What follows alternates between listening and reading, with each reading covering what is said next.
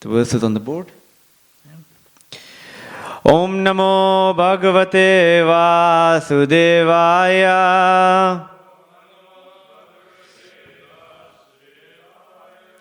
Om Namo Bhagavate Vasudevaya.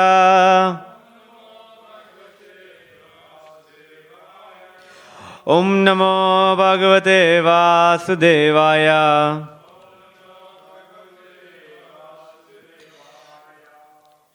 Chirani kim pati na shanti dishanti bhiksham.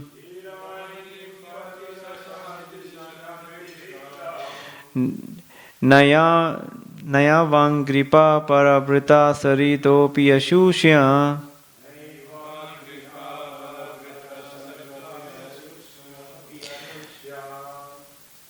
Ruda guha kim ajito vati no pashan.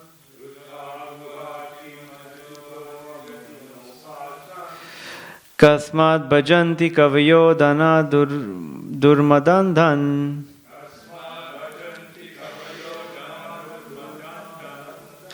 Chiranikam kim pati na shanti dishanti bhiksham. Naivang gripa parabrita sarito piya ashushyan.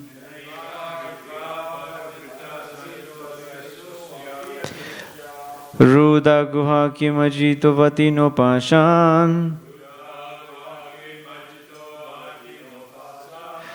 Kasmat bhajanti kavayo dana durmadandhan.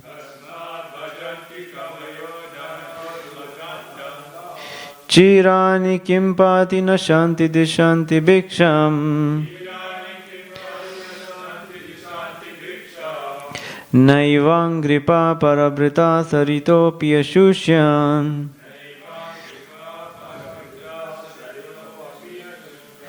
Ruda guha kimajito vati no pashan.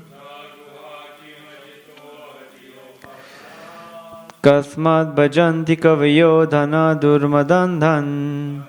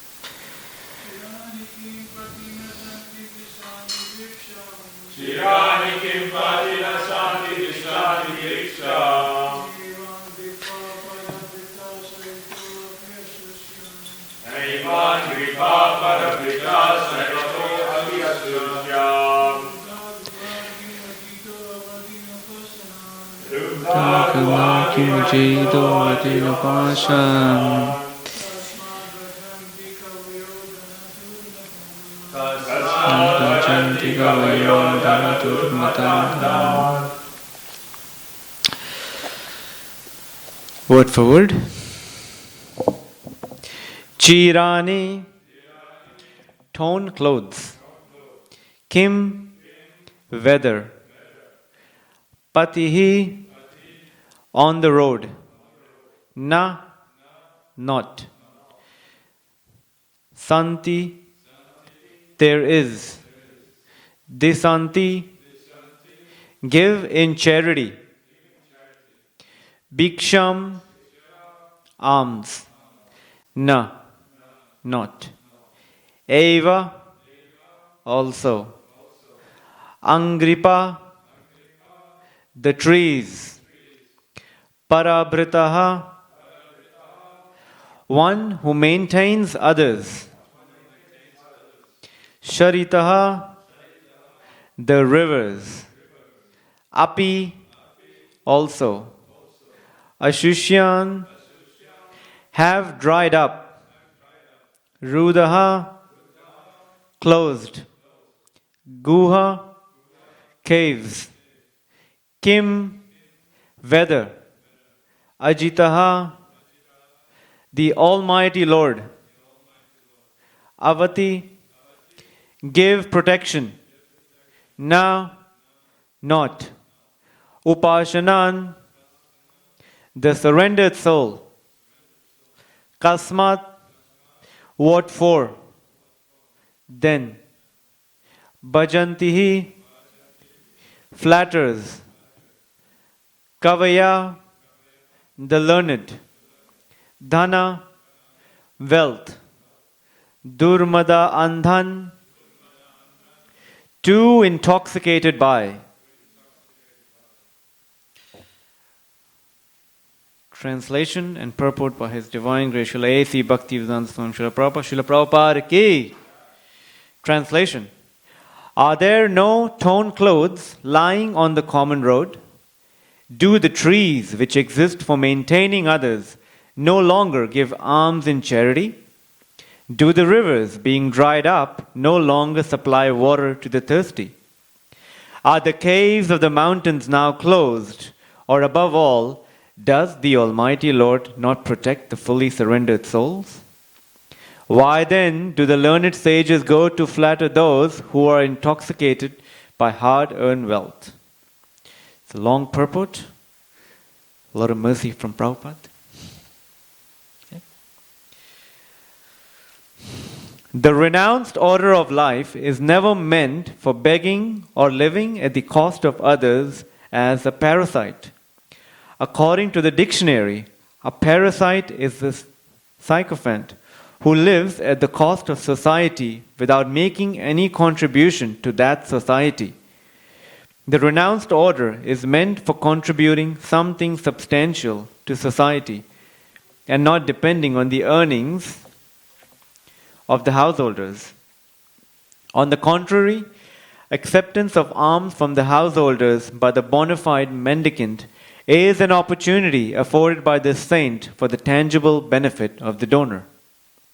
In the Sanatana Dharma institution, alms giving to the mendicant is part of a householder's duty, and it is advised in the scriptures that the householders should treat the mendicants as their family children and should provide them with food, clothing, etc. without being asked. Pseudo-mendicants, therefore, should not take advantage of the charitable disposition of the faithful householders.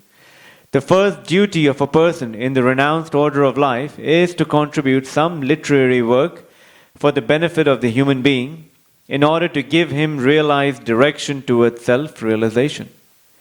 Amongst the other duties in the renounced order of life of Sri Sanatan, Sri Rupa and the other Goswamis of Vrindavan, the foremost duty discharged by them was to hold learned discourses amongst themselves at Sevakunj, Vrindavan, the spot where Sri Radha Damodar temple was established by Srila Jiva Goswami, and where the actual Samadhi tombs of Srila Rupa Goswami and Srila Jiva Goswami are laid. For the benefit of all in human society, they left behind them immense literatures of transcendental importance. Similarly, all the acharyas who voluntarily accepted the renounced order of life aimed at benefiting human society and not at living a comfortable or irresponsible life at the cost of others. However, those who cannot give any contribution should not go to the householders for food. For such mendicants, asking bread from the householders are an insult to the highest order. Sukadev Goswami gave this warning especially for those mendicants who adopt this line of profession to solve their economic problems. Such mendicants are in abundance in the age of Kali. When a man becomes a mendicant willfully or by circumstances, he must be of firm faith and conviction that the Supreme Lord is the maintainer of all living beings everywhere in the universe.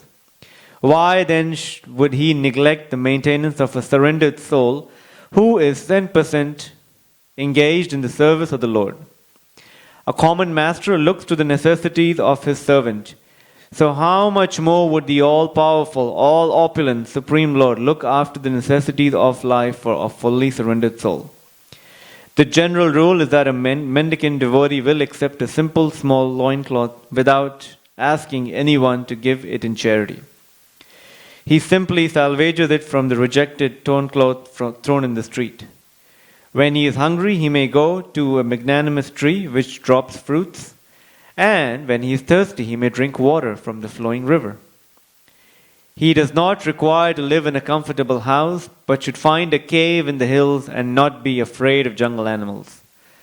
Keeping faith in God who lives in everyone's heart. The Lord may dictate to tigers and other jungle animals not to disturb his devotee, Haridas Thakur. A great devotee of Lord Sri Chaitanya used to live in such a cave, and by chance, a great venomous snake was a co-partner of the cave. Some admirer of Thakur Haridas, who had to visit the Thakur every day, feared the snake and suggested that the Thakur leave that place. Because his devotees were afraid of the snake and they were regularly visiting the cave, Thakur Haridas agreed to the proposal on their account. But as soon as this was settled, the snake actually crawled out of its hole in the cave and left the cave for good before everyone present. By the dictation of the Lord, who lived also within the heart of the snake gave preference to Haridas and decided to leave the place and not disturb him. So this is a tangible example of how the Lord gives protection to a bona fide devotee like Thakur Haridas. According to the regulation of the Sanatana Dharma institution, one is trained from the beginning to depend fully on the protection of the Lord in all circumstances. The path of renunciation is recommended for acceptance by one who is fully accomplished and fully purified in his existence. This stage is described also in the Bhagavad Gita 16.5 as Daivi Sampat. A human being is required to accumulate Daivi Sampat or spiritual assets. Otherwise, the next alternative, Asuri Sampat or material assets, will overcome him disproportionately, and thus one will be forced into the entanglement of different miseries of the material world. A sannyasi should always live alone without company, and he must be fearless. He should never be afraid of living alone, although he is never alone. The Lord is residing in everyone's heart, and unless one is purified by the prescribed process, one will feel that he is alone. But a man in the renounced order of life must be purified by the process. Thus he will feel the presence of the Lord everywhere and will have nothing to fear, such as being without any company. Everyone can become a fearless and honest person if his very existence is purified by discharging the prescribed duty for each and every order of life. One can become fixed in one's prescribed duty by faithful oral reception of Vedic instructions and assimilation of the essence of Vedic knowledge by devotional service to the Lord.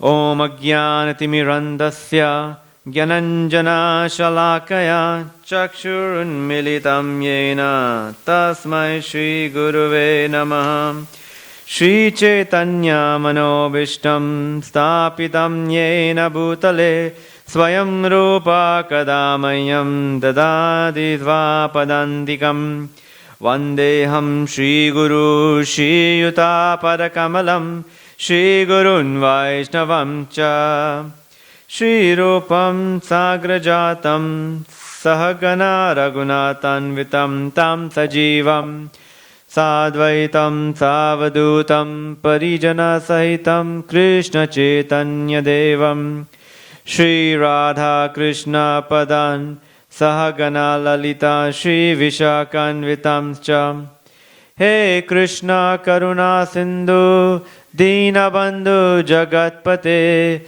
Gopesha Gopika Kanta Radha Kanta Namostute Tapta Kanchana Gaurangi Radhe Vrindavaneshwari Rishabhanushrute Devi Pranamami Hari Priye Vancha Kalpatirubhascha Kripa Sindhu Bhaevacha Patitanam Pavanebhyo Vaishnavebhyo Namo Namah.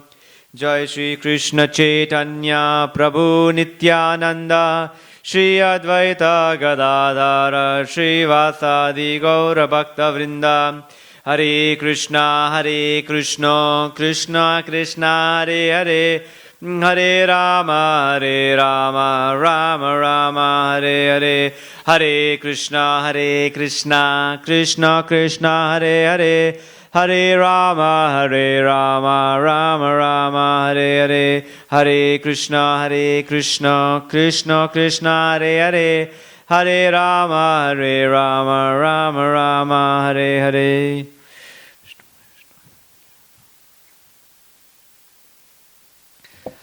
Hare Krishna.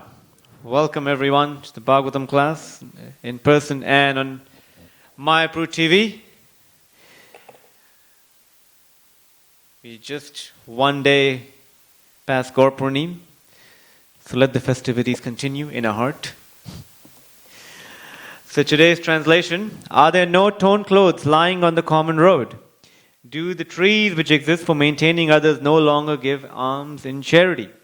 And do the rivers, being dried up, no longer supply water to the thirsty? Are the caves of the mountains now closed? Or above all, does the Almighty Lord not protect the fully surrendered souls? Why then do the learned sages go to flatter those who are intoxicated by hard-earned wealth? So, question to you all today, and everyone listening: do we find torn clothes on the road? Sometimes. Do you find juicy fruits on the trees to just pluck and eat? Can we go and... Sorry? You don't find trees in Sydney, okay. Are the rivers giving us water that He can easily quench our thirst? Well, even if they were, I think now with this whole coronavirus, I think we better not risk anything. So, His Grace Chaitanya Charan Prabhu, I think last week he gave 2 days, 2 evenings, he gave reading scriptures, and then the other one was the whole on instruction, the holy name. He gave 2 classes last week. I can't remember. In that he mentioned, when we read, Srimad Bhagavatam or other texts, and then we see certain things, how do we dive deeper into it? And he said it's Prabhupada's genius that he can present something that seems to be taken from yesteryears or from a previous age, and he can make it applicable to us. So in our reading of the Shastra, we should read, and we should somehow or the other try to see how does it apply to us. And in that way, scripture becomes more relishable. So what is the... Sukadev Goswami here is speaking very boldly. He's really, trying to inflame a false ego, Hey. So how do we react to it? How do we actually accept, how do we interpret the message or understand the message that's trying to be exemplified here? Now, what's the central theme? So for instance, if you really take the literal meaning of this translation, I wouldn't be surprised, but we would be actually put in jail for even trying to live like that. If you were to just go out and just wear clothes or even take fruits from some trees, next thing you know, they'll say, oh, you're stealing from our property. There's a Prabhupada pastime that I think prior to Rath Yatra or some festival, some devotees who go out in the mornings and go out to the neighborhood and steal the flowers and bring it to the temple and then offer it. And it happened that the owner got so amused. The owner was so disturbed by this whole thing that he actually complained to Prabhupada. And Prabhupada said, yes, these trees, everything belongs, the devotees will say, well, everything belongs to Krishna, let us use it all in Krishna's service. And Prabhupada said, yes, everything belongs to Krishna, but Krishna has put these facilities in under someone's domain. So it behooves us to ask permission before we even ask them to be used in Krishna's service. But the point here is that the central theme of this purport, there are two actually. If you read through the majority of the purport, it seems to be pointing to renunciance. So when we read it, the tendency that, okay, I'm not living like that, how does it apply to me today? But the central theme here is protection. And one should come to that realization that Krishna is all-pervading. Perfect example, Bhagavad Gita chapter 10, verse number 8. Who knows that verse? One of the Chatur Shloki. Yep. Aham sarvasya prabhavo matta sarvam pravartate iti matva bhajante mam buddha bhava samanvita. I am the source of all spiritual and material worlds. Everything emanates from me. The wise who perfectly know this engage in my devotional service and worship me with all their hearts. So Krishna is not, nothing is independent of Krishna. Everything comes from Krishna. So we live our lives based on this principle that whatever comes from Krishna, and we should wholeheartedly devote ourselves to serving Krishna. And we go by Krishna's promise in the Bhagavad Gita, again, chapter 9, verse number 22. What is that? 9:22.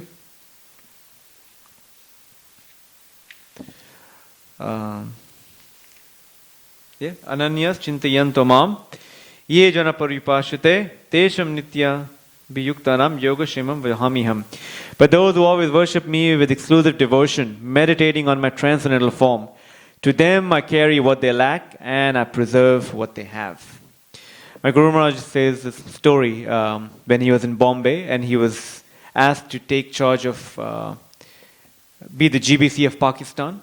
So he basically had to go to Pakistan to preach. And he didn't know who was going to pick him up from the airport. Usually when we have guests coming, there's someone designated, the guest is told that, XYZ Prabhu is going to be picking you up, or XYZ Mataji is going to be here to pick you up. But in this case, he didn't know who was picking him up. So he said he just took a flight from Bombay to Karachi, which is the main city in Pakistan. And all he knew was that there is a particular devotee who's a Prabhupada disciple named Amoga Leela who lives in Karachi. That's all he knew. He didn't know anything else. So he boards the flight and he lands in Karachi and he didn't even know who was coming to pick him up. So he spends 2 hours and then he's like, okay, I got to do something. So he gets on a taxi and he gets into the taxi and he says, Hare Krishna. And the taxi driver says, okay, where? And he says, Amoga Leela. And then he says, taxi driver says, okay. Then he says, Mandir. And then taxi driver was like, okay, Hindu. And Guru Maharaj says, yeah, Hindu, whatever works. So he takes him to the temple, to the place that he's supposed to drop him off. And then whatever money Guru Maharaj had, he didn't know, what to give him. And then he's like, he just takes off whatever 10 rupees and gives it to him, and then the taxi driver leaves. Now, obviously, most of you haven't been to the place that Maharaj was dropped, but there is an area in Pakistan where the temple is at, not the ISKCON temple, but where all Hindus live in a sort of an isolated place. So all the plethora of demigods and goddesses have their temple there. So the Shiva, Durga, everyone resides there. Along with, there was an ISKCON center too. So Guru Maharaj obviously went to Pakistan in Karmi clothes, so he didn't know where to go. So then he goes around and he says to everyone, Amoga Leela, and no one knows who Amoga Leela is.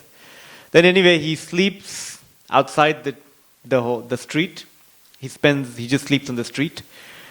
And then now prior to that, he goes to the nearby restaurant and he just begs for, whatever they can give that's offerable in mind. So he says, okay. So he had some dal and chapati, and then when they asked him money, he said, Hare Krishna. And they say, okay, Hare Krishna. And then they give him whatever he could eat, and he eats and he sleeps on the street. And he doesn't know where he's going to go, who's going to come and fetch him. And then it happens to be that while he's sleeping at night on the streets, few hours later, early in the morning, some devotees happen to be just passing by chanting Hare Krishna. And the moment he heard Hare Krishna, he just woke up like, Hare Krishna, I am Giriraj Swami. And then oh, Hare Krishna, we knew you were coming, but we didn't know when you were coming. So the point being here, then he finally manages to get through, and he's been able to participate in the activities there. And then finally realized that Amoga Leela is obviously a Prabhupada disciple who had left Karachi to go to another city on a preaching mission. So he didn't tell the devotees there that someone is coming. So the point being here that Krishna protects. In all circumstances, Krishna protects. We have just passed Gaur Purnim yesterday, so I thought of saying two pastimes from Lord Chaitanya's Leela. There's a pastime of a devotee named Gangadas. And while Lord Chaitanya was exhibiting his Mahaprakash Leela, where he exhibited his universal form for 21 hours, non-stop, Gangadas Pandit comes to him, and he tells Gangadas Pandit, Do you remember how one night you were running in fear of the Muslims, and you feared that the Muslims would come to, molest you and to harass your family? You hurriedly ran to the shore of the Ganges, and you wanted to be taken on the other side of the Ganges. And you prayed to Krishna to send you a boatman. But time was fast, the time was passing and it was going to be dawn, and you feared that the Muslims would come at any particular time. At that moment, a boatman appeared to you, and you told that boatman that, please help me. I'm a poor Brahmana. I need to take my family across the Ganga. Please help me. I have these rupees. I surrender everything, my mind, words, and my soul to you. Please help me here. And at that very moment, this boatman agreed to take you to the other side of the boat. And while after you were taken to the other side of the boat, the boatman just left and went back. That boatman was me. So that's Krishna's protection. And here in this Gangadas Pandit just, had tears of ecstasy, and he, just fell flat to the ground offering his obeisances. Similarly, another instance, Srila Haridas Thakur, Lord Chaitanya says, remember when you were being beaten in 22 marketplaces. And when the moment I heard that was happening, I came down with my Sudarshan Chakra just to just to chop off the heads of these people who were causing you this harm. But because of the compassion in your heart, I couldn't do anything. You were praying for the well-being of all of these rascals. And I wanted to do something, but your compassion stopped me from doing so. So the best that I could do is to cover. I just replaced my back. So all these people actually were whipping Srila Haridas Thakur's body. But at that very moment, Lord Chaitanya manifested himself in front of Haridas Thakur, unknown to anyone else, replaced his back, and took the beating himself instead of Srila Haridas Thakur. That's why Srila Haridas Thakur didn't feel any pain. And then Lord Chaitanya shows his back to Haridas Thakur and says, see, this is the proof of what I did just for you, just to protect you. So that's Krishna's protection. We should be assured that Krishna always protects, and he always has our best interests in his mind. Now, when we read this and we say, what's Krishna's message? And Krishna's message is pure devotional service. And we read in Nectar Devotion. What's the definition of pure devotional service? Anya bilashita shunyam jnana karmadi navratam anukulyena Krishna anushilanam bhakti ruttama. A devotion service should be devoid of all artificial means. We should be sincere. We should be pure-hearted in the sense we live or we speak the truth. And this was exemplified by Prahlad Maharaj in the 7th canto, when he is asked by his father, what did you learn in school today? All that Prahlad Maharaj had to do was to either be quiet or just say, I learned mathematics, economics. But rather, what does he say? Oh, my dear father, you'll never get it. The aim of one's life should be devotional service to Vishnu. Shravanam Kirtanam. And he went through so many difficulties just because of that one reason. He was being tormented by his father. He was being thrown off the pit, but he never lost focus. So similarly, now, how does it apply to us? What do we do to come to this particular standard? Yeah, we read our devotional service should be devoid of all sense of falsity. We should be sincere. We should do that. How do we get there? Well, start somewhere. But here clearly, this is Prabhupada's genius again, where he's actually giving us the answer in the first part of the purport. The renounced order of life is never meant for begging or living at the cost of others as a parasite. According to the dictionary, a parasite is a sycophant who lives at the cost of society without making any contributions to the society. So as Radhanath Swami says, quoting Bhakti Tirtha Swami says, if you've got nothing to die for, you've got nothing to live for. Our society, our ISKCON society, is a giving society. We are meant to give to others. We are meant to, we usually don't quote Mahatma Gandhi, but one quote of Gandhi that has a lot of relevance is, be the change you want to see in the world. So you be the instrument of compassion, of Lord Chaitanya's compassion. Once I was hearing a class by, you all know Garuda Prabhu? His Grace Garuda Prabhu is a Prabhupada disciple. He's a well-respected scholar in the academic community and also in the yoga world. And he was speaking to, I think, either Vaisheshika Prabhu or some prominent book distributor. And he was asking him, what makes you do this day in and day out? What gives you the impetus to go and keep doing this daily? Like distributing books or giving Krishna to others.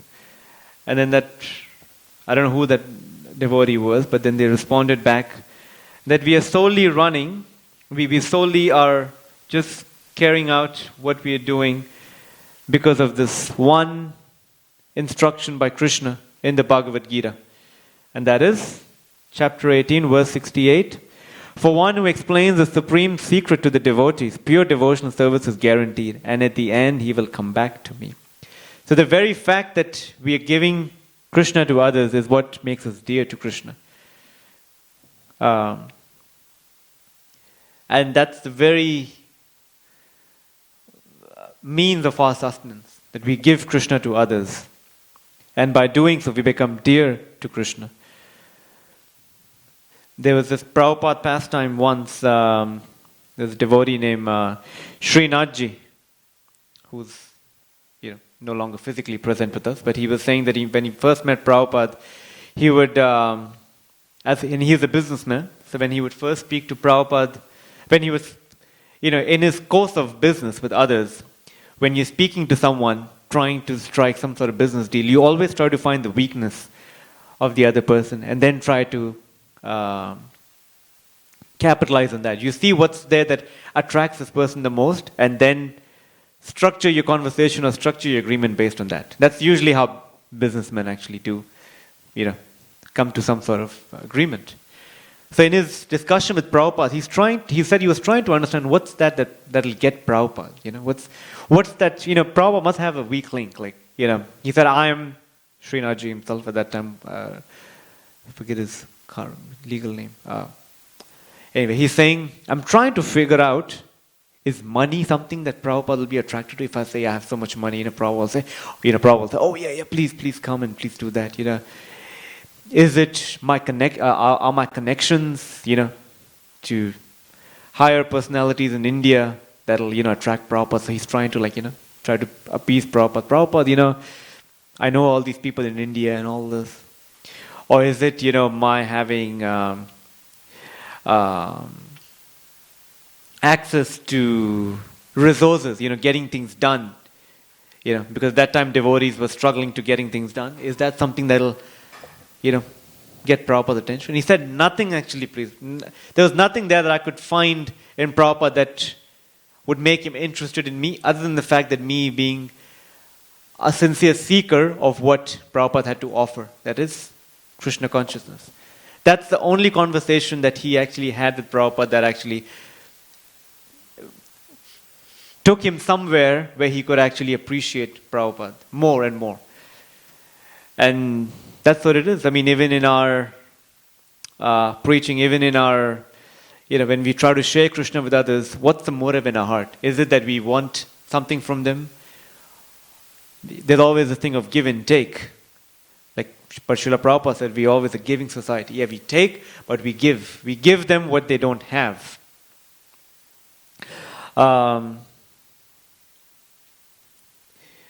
There's one story that comes to my mind that time and time again just gives me, that appreciation for Prabhupada's compassion. There's this Mataji who lives in America, Krishna Nandini Mataji, and she was saying the story that early in the days, she comes from an African American background. So she was saying that her mom had basically heard of, her mom was into different, they were very devout Christians. I don't know what sect of Christianity did they belong to, but anyway, they were very devout in their practice. But her mom knew that there was something missing in their life. So she had approached different teachers, like from India and stuff like that. But then finally, when she came across Prabhupada's book, she knew, okay, this is it. This is all I need. This is what I was looking for. So she cultivated her daughters. I think there were 3 sisters. And both out of 3 sisters, 2 were married and their husbands. So she preached to all of them. And then they all were basically, in a sense, practicing. But you know how back in the days, well, still to some extent, but anyway, back in the days, there was a theory that if you want to be a devotee, you live in the temple. So the entire family decided, okay, now we're going to live at the temple, at a farm, because that's what we hear Prabhupada saying constantly. So the closest temple to them was a temple in North Carolina.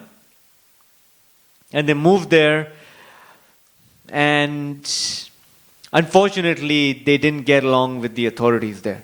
There was some difficulty that we experienced on both sides, and so much so that the devotee who was looking after them, or who was overseeing this whole, they told them, why don't you leave the temple? So overnight, they had to leave the temple, and they left the temple. They didn't know whether they had to go left or right. They just knew that, okay, we'll just start driving, and hopefully we'll end up somewhere where we can, the whole, and mind you, in those days they didn't have GPS, right? So they didn't even know where they were going. And she didn't even know what city they were going to go. They didn't know anything. They just had a full tank of fuel, and they were going to drive until they get to a place where they find either a temple or something where they can actually, where they could actually live or do whatever, is best for their Krishna consciousness.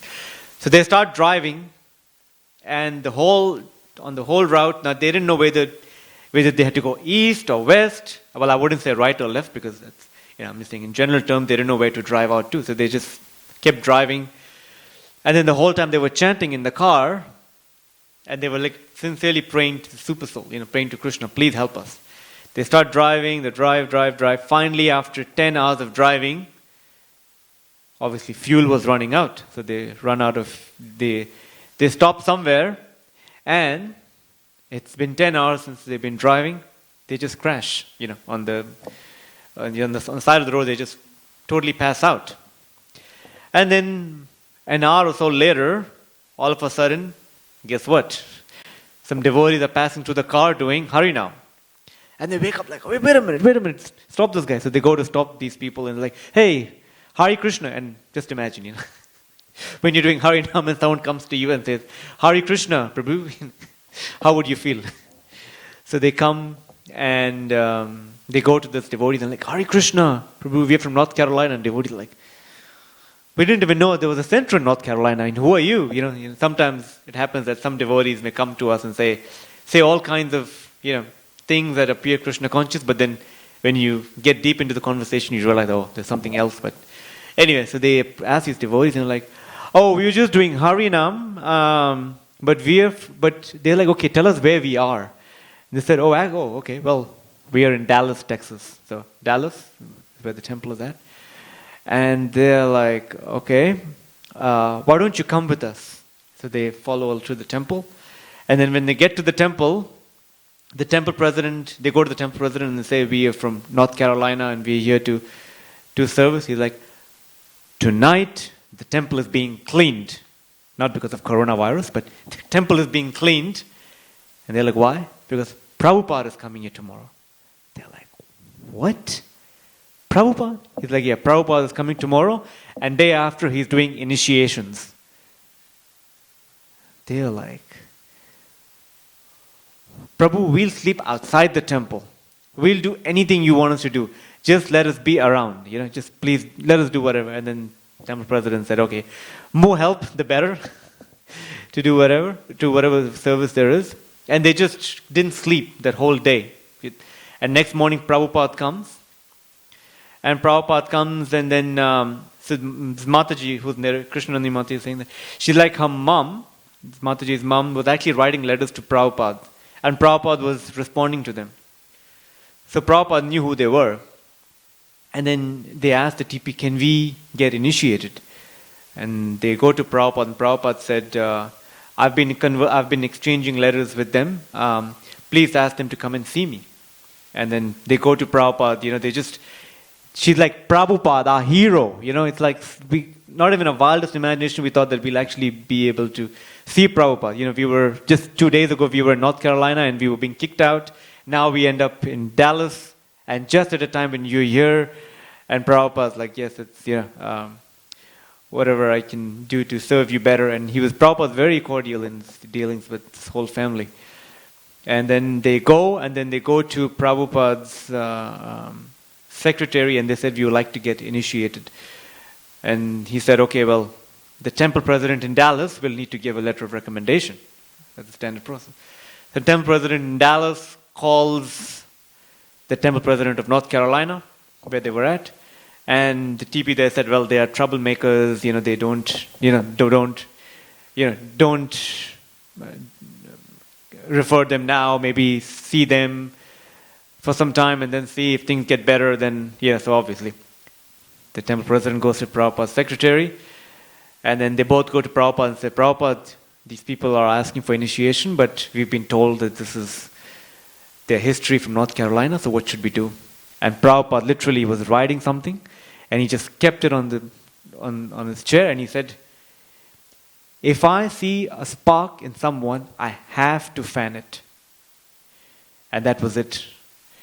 And this Mataji was in tears. She's like, this is Prabhupada's compassion, that he didn't even consider what was being said. He just, considered himself to be an instrument of Lord Chaitanya's compassion. So, what I'm trying to get to here is that that's who we are. We are giving compassion to everyone, and we shouldn't hold back anything to our fullest, ability.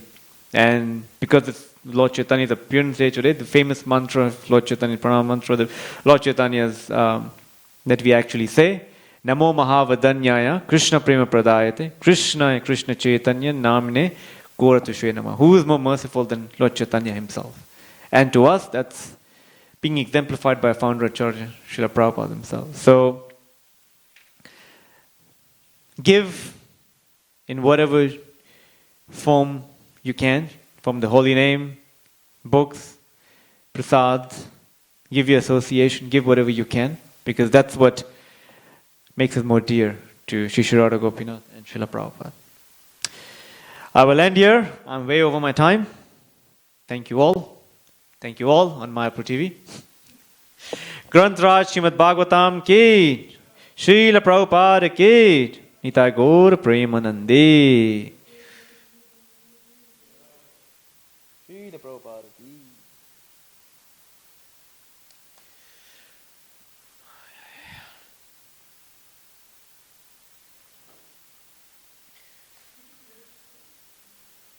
I'll send it to you. It was actually, she said the story, it was in 2012, was Radha Kalachandji, who was Dallas, was dating, their 40th anniversary. So she was asked to come into this. Oh, from him. Yeah. Personally. He said there are many more stories of adventure in Pakistan, but someday if he wants to write, he'll write, but it's just coming through his class.